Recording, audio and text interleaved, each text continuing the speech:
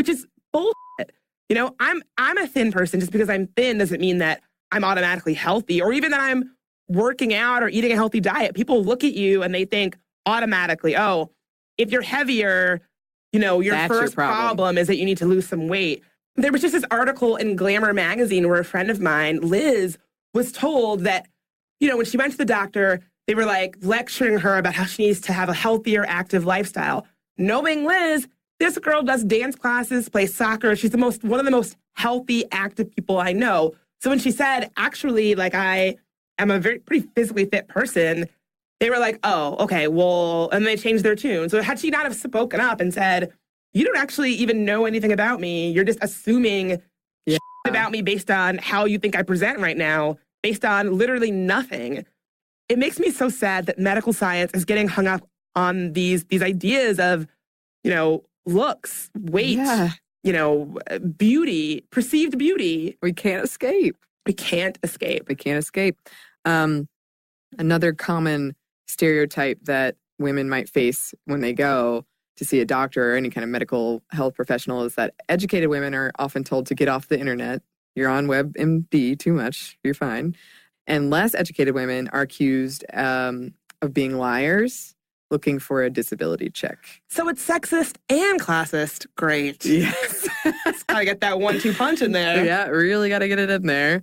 And this kind of reminds me of, okay, I don't know how many of you know about this, but there's this thing during Victorian times, probably everyone knows about this, but sickness in women as a sign of frailty, of vulnerability, of sensitivity, and all of those things made a woman more desirable. You wanted her to be sick because she was fragile then, and you had to take care of her. It's like that Charlotte Perkins Gilman short story, The Yellow Wallpaper, where she's sick and her husband is like getting off on. I mean, I haven't read this in years, so this could be wrong. I think it's right, but it could be wrong. Her husband is like getting off on her being sick, getting off on her being unable to like leave their house, you know, and it's awful. Yeah, I think it's interesting to me that a woman who is sick or ill or perceived that way was like sexy in Victorian times. Yeah, it was one of those things where I felt really, it's strange to read about those times because it feels so bizarre to me, but some women used to catch tuberculosis on purpose. Oh my God. To look attractive for a little bit. They knew it's going to kill me, probably, but I'll look good for a little bit. And my heart is just like, that is... Die young, leave a good-looking corpse? Oh. To quote Jay-Z? Jay-Z! Get in touch with us, Jay-Z. I didn't do that on purpose. I swear. It's just meant to be, Bridget. It's meant to be. We can't deny that whatever's going on here. It's meant to be. I found this study when doing the research on this one that I really enjoyed called The Grand Theory of Female Pain by Leslie Jameson. And I read the whole thing and I really enjoyed it because it touched on like a lot of things that I experienced when I was in high school, particularly. And it just showed how complicated our views are on female pain. There's just so much tied up in it of not wanting to present in a particular way, not wanting people to think you're like trying to get attention or you're faking it, but at the same time, like being a certain level of vulnerable. There was a lot of stuff tied up in it. And if you're interested, I would highly recommend going to go read it. And again, this problem of not taking women seriously when they talk about their pain, it all goes back to pain during sex, where we started, or just in general, pain in gynecological problems.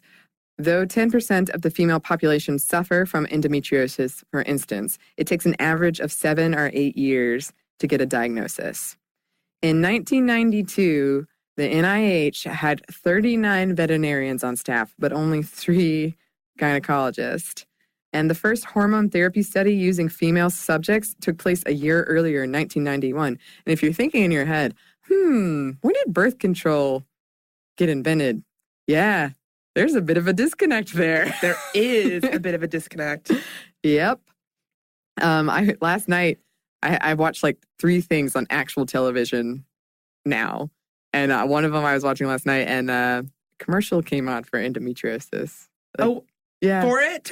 Like, go talk to somebody. Oh, okay. I thought you meant up. Like, yay. No. Endometriosis is not lobbying somewhere. Big endometriosis. Oh, I just realized earlier I said Cynthia Bailey. It was cysts. It was fibroids, not cysts. Just realized that. I got them confused. Mm-hmm. But the point still stands. So basically, that's sort of what I was talking about earlier, is that even though fibroids are so common, particularly in Black women, I had never heard of them. I didn't know any of the symptoms or anything around it. And it wasn't until seeing that stupid reality show that I even knew anything at all about it. And having commercials on TV that say, do you feel this way? X, Y, Z. Talk to your doctor. Here's what you should say. Mm-hmm. You know, it's a shame that we have to train women to be taken seriously by doctors, but I don't think that's where we're at. Yeah. And it's kind of interesting that you say that, because I don't know, have you seen the commercial? I think so. Is it like a woman at the doctor and it's like, and her voice is like, tell the doctor that you feel that you can't, like, yeah. You got to speak up. Yeah. Tell her how you're feeling. Yeah. A woman who was describing her journey to get diagnosed with endometriosis calls a time when her doctor told her, it'll get better when you've had a baby. And when I read that, I got goosebumps, because I've been told the same thing. It'll get better when you have a baby. I think I was like 16.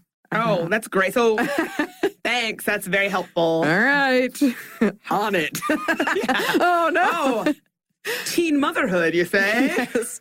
Well, the doctor told me so. I have a prescription here for teen motherhood. My parents are like, what? And this double standard of treatment in the medical field is nothing new, going all the way back to Aristotle, who labeled the female body as matter as opposed to the superior male form. The wandering womb, of course, hysteria during Victorian times. Most women suffering from hysteria were later labeled to be rebellious or simply not being quiet and proper as a lady should be. But some of them almost certainly were actually sick and